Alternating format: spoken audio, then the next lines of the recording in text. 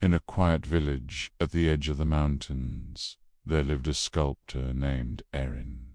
He wasn't the strongest, he wasn't the wealthiest, and his workshop was little more than 4 wooden walls and a dream he refused to let die.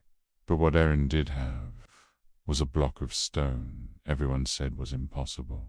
It was enormous, uneven, hard as iron, and more than one craftsman had tried and failed to shape it. Every morning, people would walk by his workshop and ask the same question. Why waste your time? Why not work with a normal stone? That one will break your tools before you ever break it. But Erin would only smile, wipe the dust from his hands, and whisper the same thing under his breath. There's something inside this stone, and it wants to be free. For days, then weeks, then months, Erin worked on the impossible stone. Some days he made progress. Most days he didn't. Some days he felt inspired. Other days hopeless. But still he showed up, not because he knew he'd succeed, but because he believed the effort itself meant something. The village laughed at him.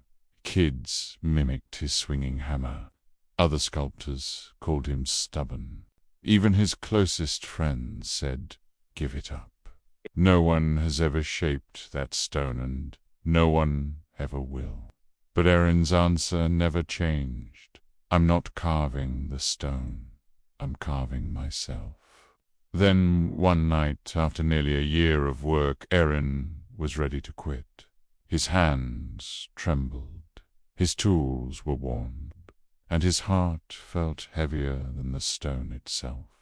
With a final, tired swing, his hammer struck the surface, and for the first time, the impossible stone cracked.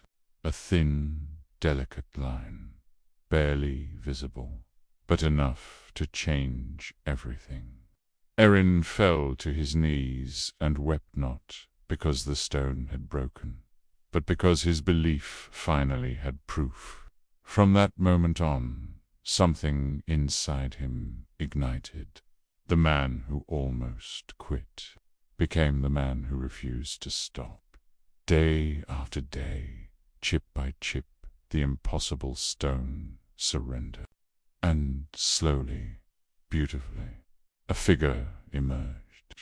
A towering sculpture of a man kneeling not in defeat, but in perseverance. When Erin finally stepped back, covered in dust and sweat, the villagers went silent. The impossible stone had become the greatest work the village had ever seen. One of the villagers asked, "Erin, how did you do it?" The sculptor smiled. "The stone was never impossible," he said softly. "It just needed someone willing to believe long enough to see what was hidden inside." Then he placed a hand on the statue on the cracks still visible from that first breakthrough and whispered, "Greatness Eason T found. It's carved, chip by chip, day by day, until the impossible becomes inevitable. Some people walk past their potential because it doesn't look ready yet. Some give up because progress is slow. Some never start because the goal seems too hard. But the truth is simple. The masterpiece inside you is carved through effort, not ease.